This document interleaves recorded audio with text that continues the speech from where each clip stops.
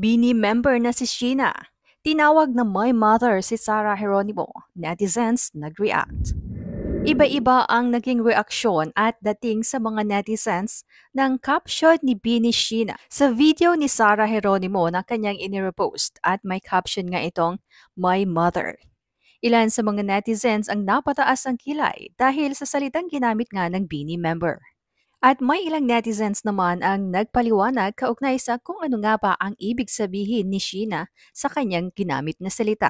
Hindi nga naiwasang mapataas ang kilay ng ilang netizens matapos tawagin ni Bini Sheena si Sarah Geronimo na my mother. At mukhang hindi nagustuhan ng ilang netizens ang katagang ginamit ng Bini member. Masyado pa umanong bata si Sarah para tawagin niyang mother ng sino man na kasing edad ni Sheena. May ilan namang netizens ang nagsabing mas matanda pang ang tignan si Sheena kaysa kay Sarah. Komento nga ng mga ito. Todo makeup lang but mas batang tignan si Sarah kahit walang makeup. Natural beauty. Bakit mother? Parang ka-level lang niya ang kausap niya. Samantalang yung mga veteranang artista na nga ang tawag pa kay Sarah ay Miss.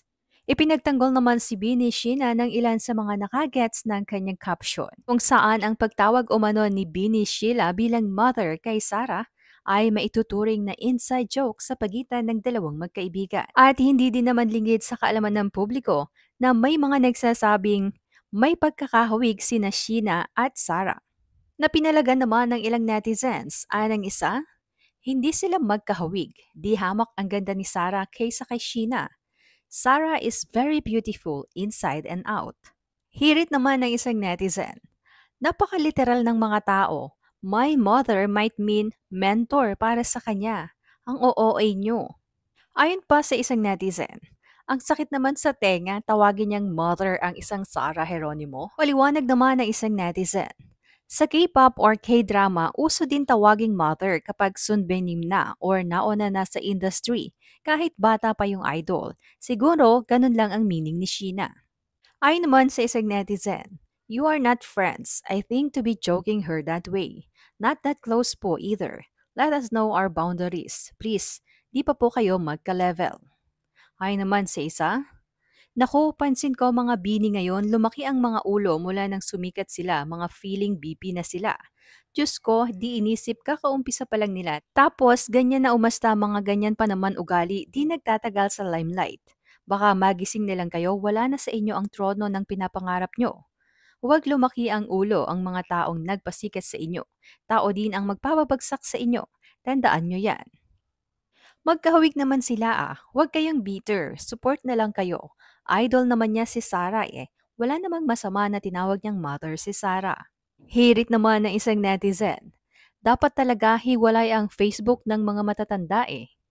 Ayon naman sa isang netizen. Ang bastos ng bunganga nitong ni Sheena, hindi mo na lang diretsong sabihin na matanda na si Sarah G. Umay na umay naman ang isang netizen sa mga isyong ipinupukol sa Bini.